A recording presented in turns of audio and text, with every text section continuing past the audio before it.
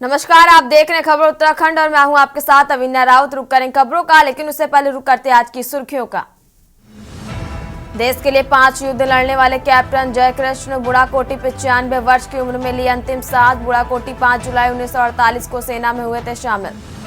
पिथौरागढ़ में सीएम धामी ने भाजपा मेयर प्रत्याशी के पक्ष में मांगे वोट, सरकार की उपलब्धियां भी गिनाई। राष्ट्रीय खेलों में चप्पे चप्पे पर रहेगी सुरक्षा कर्मियों की नजर, 10,000 पुलिसकर्मी होंगे सुरक्षा में तैनात। यूसीसी की नियमावली तैयार, 20 जनवरी को उत्तराखंड कैबिनेट में होगी पेश। विधायी विभाग ने जताई समान नागरिक सहायता की नियमावली पर सहमति।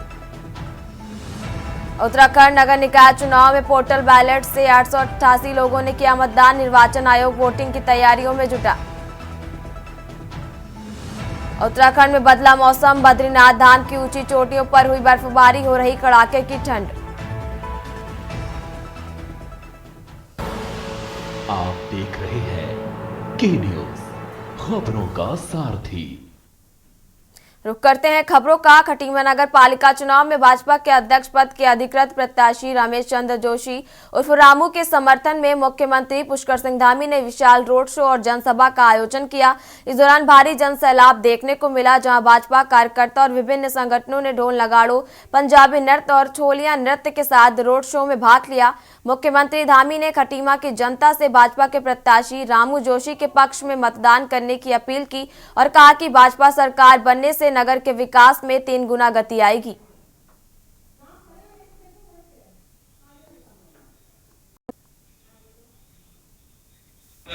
मैंने आपको ये बता देना चाहता हूं कि इस खटीमा के विकास के लिए माननीय मुख्यमंत्री जी जो लगातार लगे रहते हैं, आज उन्होंने आप लोगों के समक्ष भी ये स्पष्ट कर दिया कि खटीमा का चहुमुखी विकास उनका सपना है और उस सपने को पूरा करने के लिए उन्होंने मुझे यहाँ भेजा है।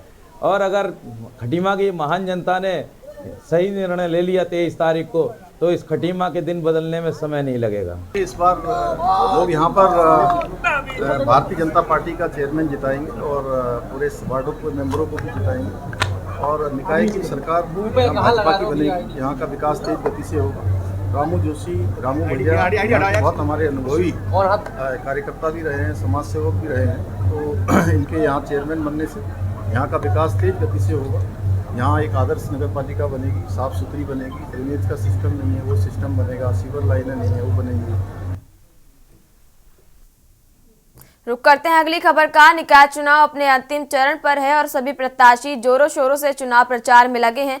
साथ ही साथ प्रत्याशियों को समर्थन का दौर भी चल रहा है। इसी कड़ी में रुड़की पहुंची जनता कैबिनेट पार्टी की राष्ट्रीय अध्यक्ष आंदोलनकारी भावना पांडे ने पत्रकार वार्ता का आयोजन किया। पत्रकारों को संबोधित करते हुए भावना पांडे ने कहा कि रुड़की निकाय चुनाव में उनका समर्थन उस प्रत्याशी को होगा जो सबसे अच्छा होगा। उन्होंने कहा कि सचिन गुप्ता एक पढ़े लिखे और एक धार्मिक प्रवृत्ति के अच्छे इंसान है। साथ उनकी पत्नी पूजा गुप्ता भी पढ़ी लिखी शिक्षित महिला है। वह अपना समर्थन कांग्रेस प्रत्याशी पूजा गुप्ता को देंगी। वहीं उन्होंने कहा कि भाजपा द्वारा ऐसी महिला को टिकट दिया है जिसको सामने खड़े प्रत्याशी के नाम ही नहीं पता।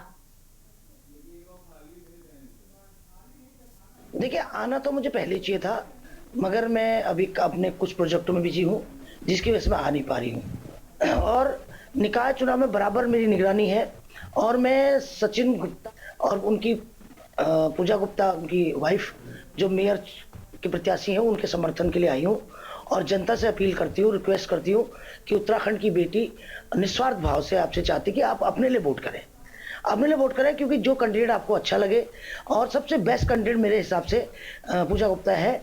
और आप देखिए, एक कैंडिडेट निर्दलीय प्रत्याशी हैं इस बार राणा जी, उन्होंने अपनी हार को स्वीकार उसी दिन कर लिया जिस दिन रमेश कुमार द्वारा उन्हें समर्थन लिया। और बीजेपी की कैंडिडेट अनीता भाभी को मैं बोलना चाह रही हूँ, पूजा गुप्ता का नाम याद नहीं, क्योंकि कांग्रेस की प्रत्याशी का नाम पूछा तो अब पड़ोसी से पूछती कौन, तो और बोलना उनको आता नहीं है, न उनको आता है न उनको पतिदेव को आता है। इसलिए वो कल निगम के अधिकारियों को भी नहीं धमका सकती हैं, न काउंसलरों से कुछ कह सकती हैं, न वो काम ले सकती हैं। दुर्भाग्य भाजपा के लिए ये है कि इनके पास न तो मैंगलोर में कैंडिडेट, न इनके पास लंडोरे में कैंडिडेट, न इनके पास रुड़की में कैंडिडेट, न ऋषिकेश में। फिलहाल यहाँ रुकेंगे, एक छोटे से ब्रेक के लिए जल्द हाजिर होंगे।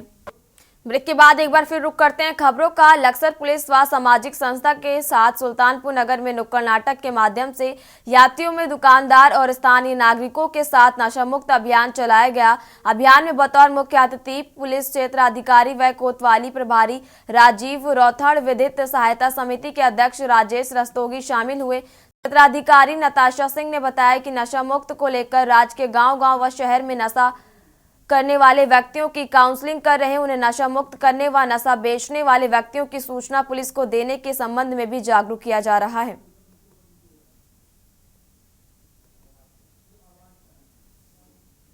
आज जो नशा मुक्त उत्तराखंड अभियान है उसके दृष्टिगत सुल्तानपुर क्षेत्र में एक नुक्कड़ नाटक का आयोजित किया गया, जिसमें जन समझाने को हमने जागरूक किया कि नशे के जो दुष्प्रभाव होते हैं जो उनके बच्चों पे एवं समाज पे, और जो आगे बढ़ के और आगे चल के बच्चों के भविष्य के लिए कितने नुकसानदायक है, उससे उनको अवगत कराया गया एवं समाज में जागरूकता कैसे बढ़े और कैसे पुलिस को समय से सूचना मिल पाए। सहायता समिति पिछले 12-13 वर्षों से लगातार इस तरीके के काम करती चली आ रही है, जो समाज की सेवा से जुड़े हुए हैं। चाहे गरीबों को कंबल वितरण हो, चाहे नशा मुक्ति अभियान हो। लेकिन इस साल हमारी समिति ने यह भी सर्वसम्मति से तय किया है, जितनी बुराई आए, चाहे छाती पर गोली लगे, ये नशा बेचने वालों को जेल की हवा खिलवानी ही है। कोई भी हो, कहीं का भी हो। जिस बच्चे को दरोगा बनना है, सिपाही बनना है, तहसीलदार बनना है, डीएम एसपी बनना है, उस बच्चे को वैसे ही 15-16 साल की उम्र में नशे की लत लगा के बर्बाद किया जा रहा है। तो बच्चा बर्बाद नहीं है, उसका परिवार बर्बाद नहीं है, भारत का भविष्य बर्बाद हो रहा है। खबर बागेश्वर से, जहां कांग्रेस की प्रत्याशी गीता रावल ने भी घोषणा पत्र जारी करते हुए बागेश्वर नगर के 11 वार्डों का वास्तविक विकास करने का वादा किया। कांग्रेस की प्रत्याशी गीता रावल ने भाजपा प्रत्याशी सुरेश खेतवाल पर विकास के नाम पर मेकअप करने का आरोप लगाया गया। भाजपा के प्रत्याशी ने पिछले 5 साल के कार्यकाल को निराशाजनक बताया गया। मैं इस दौरान लगातार जनसंपर्क कर रही हूँ, तो मुझे बहुत अच्छा लग रहा है। लोगों का बहुत अच्छा समर्थन मिल रहा है, मुझे हर वर्ग का समर्थन मिल रहा है। वास्तव में जहाँ विकास की ज़रूरत थी, जितने भी हमारे वार्ड हैं, उसके अंतिम व्यक्ति तक जो विकास होना चाहिए था वो कुछ भी नहीं हुआ है। और मैं यही कहना चाहती हूँ, क्योंकि जाम की स्थिति है, पार्किंग का बनना बहुत आवश्यक है, उस पर कोई भी कार्य नहीं हुआ है। आप देख सकते हैं किस तरह पार्किंग लंबित पड़ा है काफ़ी लंबे समय से। और रैन बसेरा, जो कि सरकार की बहुत महत्वपूर्ण योजना है। डोईवाला नगर पालिका चुनाव में भारतीय जनता पार्टी के पक्ष में कैबिनेट मंत्री प्रेमचंद अग्रवाल और हरिद्वार सांसद त्रिवेंद्र सिंह रावत ने जनसभा आयोजित की और भाजपा के प्रत्याशियों के पक्ष में वोट देने की अपील की। रेल रोड पर हुई जनसभा में कैबिनेट मंत्री प्रेमचंद अग्रवाल ने कहा कि अगर डोईवाला में ट्रिपल इंजन की सरकार बनती है तो नगर का विकास तेजी से होगा और आधुनिक सुविधाओं का जाल बिछाया जाएगा। वहीं भानियावाला में भाजपा कार्यकर्ताओं को संबोधित करते हुए सांसद त्रिवेंद्र सिंह रावत ने कहा कि केंद्र और राज्य सरकारों के बाद नगर निकाय चुनाव में भी भाजपा के प्रत्याशी जीत कर आएंगे। मैं चाहे विधायक रहा, मंत्री रहा या मुख्यमंत्री रहा, आज हमारे ब्रजभूषण गेरोला जी क्षेत्र के हमारे सम्मानित विधायक, क्षेत्र के विकास के लिए हमने काम किया है। ये आम जनता इस चीज़ को महसूस करती है और बोलती है। हम जनता को आश्वस्त कर रहे हैं, हमने विकास किया है, आगे भी विकास करेंगे। आप हमारे ऊपर विश्वास कीजिए। जनता का आशीर्वाद मिल रहा है, जनता सब जानती है, जनता जागरूक है और बड़े बड़े दिग्गज दूसरों के प्रचार में नीचे मैदान में उतर गए हैं। उन्हें पता चल गया कि जनता को सब कुछ पता चला है, सब कुछ पता चला है। जनता मेरे साथ है, मातृशक्ति मेरे साथ है और विजय की ओर हम बढ़ रहे हैं और विजय का पताका लहरा के आपके पास आएंगे। कौन सी समस्या ऐसी जिनको आप हल करने वाले हैं? देखो, सबसे पहले तो गंदगी जो है, साफ सफाई। मैं पहले स्वच्छ भारत अभियान से जुड़ा रहा और सफाई बिल्कुल जीरो, और सफाई हो गई, चोरी हो गई, है ना। और ये 19 बिंदु हैं, इन पे काम होगा। और रोड, बिजली, पानी। दुर्भाग्य की बात है, ऋषिकेश रोड पे खड़ा हूँ, ऋषिकेश रोड के पास में मैंने देखा यहाँ पे गलियों में जल भराव होता है। हमारे लोकतंत्र में बहुत बड़ा महत्व चुनाव का माना जाता है और हमारे यहाँ निकाय चुनाव 23 तारीख को होने और निश्चित रूप से हर मतदाता के अपने वोट की कीमत है। उनको एक बहुत बड़ा एक अधिकार मिला है।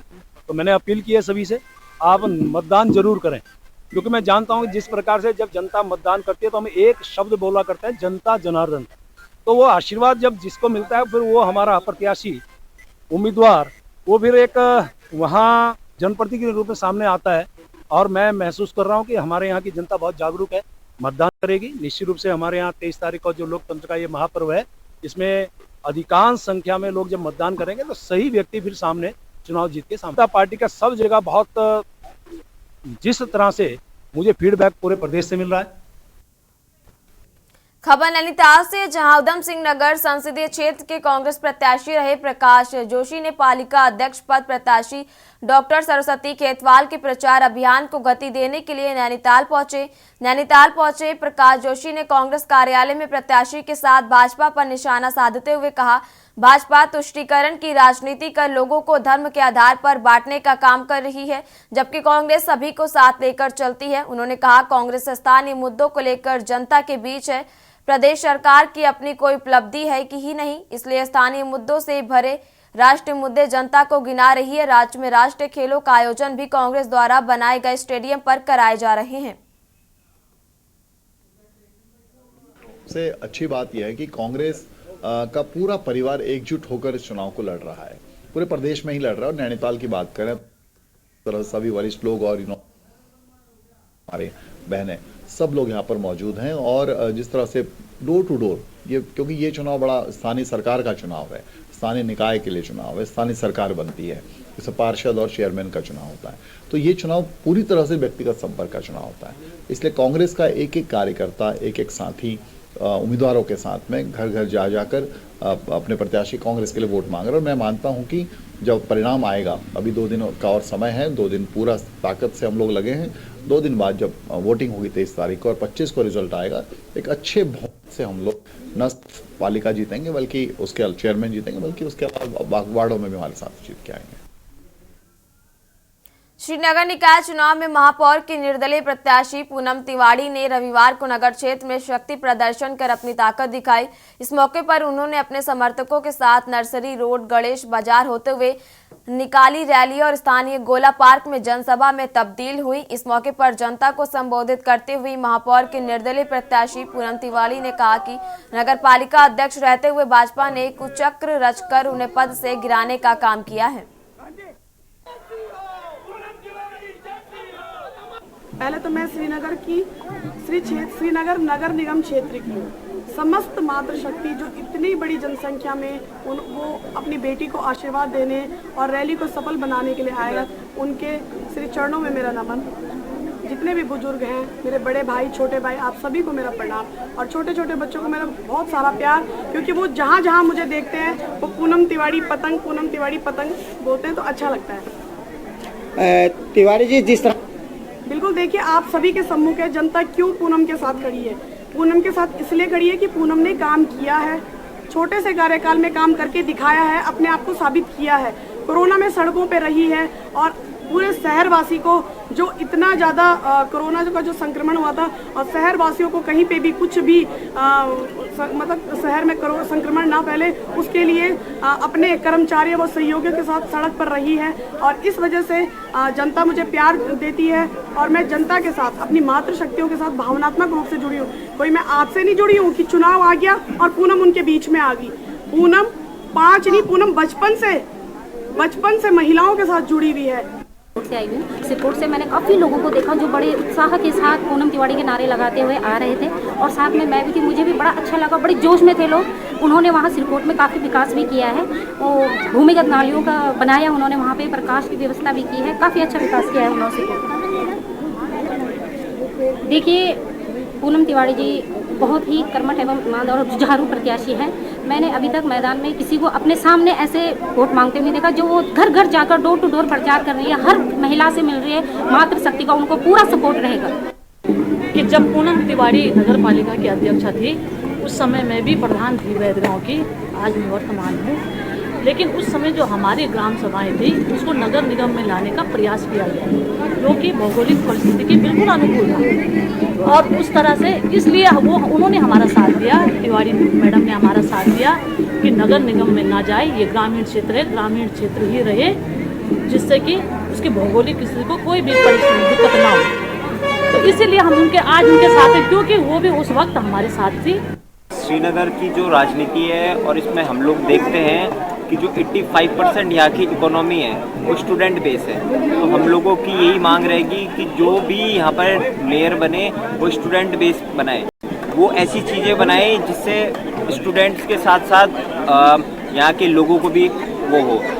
अभी आप लोगों ने देखा होगा कि पूनम तिवारी जी की रैली थी, कुछ काम इन लोगों ने बहुत अच्छे किए थे, लेकिन एक मांग हर चीज़ की हम लोगों की ये थी कि जो भी काम यहाँ पर हो रहा है वो यहीं के लोग करें। हम लोगों ने धन सिंह रावत जी से काफ़ी बार की एक सिटी बस की मांग हम लोगों की बहुत पुरानी है। और आज की रैली में आपने देखा होगा कि हमारे साथ बहुत से युवा भी हैं और बहुत से अलग अलग जनरेशन के हमारे साथ हैं, इस रैली में आए हुए थे।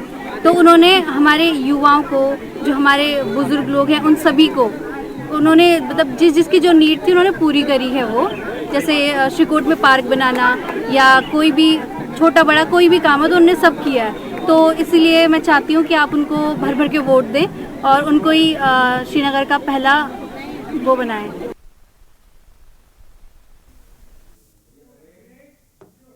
खबरों का सिलसिला लगातार जारी रहेगा। फिलहाल यहाँ रुकेंगे एक छोटे से ब्रेक के लिए। ब्रेक के बाद एक बार फिर रुक करते हैं खबरों का। सर्द मौसम में चुनावी पारा हाई है। ऐसे में उत्तराखंड में यह निकाय चुनाव 2027 के विधानसभा चुनाव के सेमीफाइनल के तौर पर देखा जा रहा है। वहीं प्रदेश में कई निकाय सीट दिग्गज नेताओं की साख का सवाल बनी हुई है। हमारी खास रिपोर्ट में देखिए।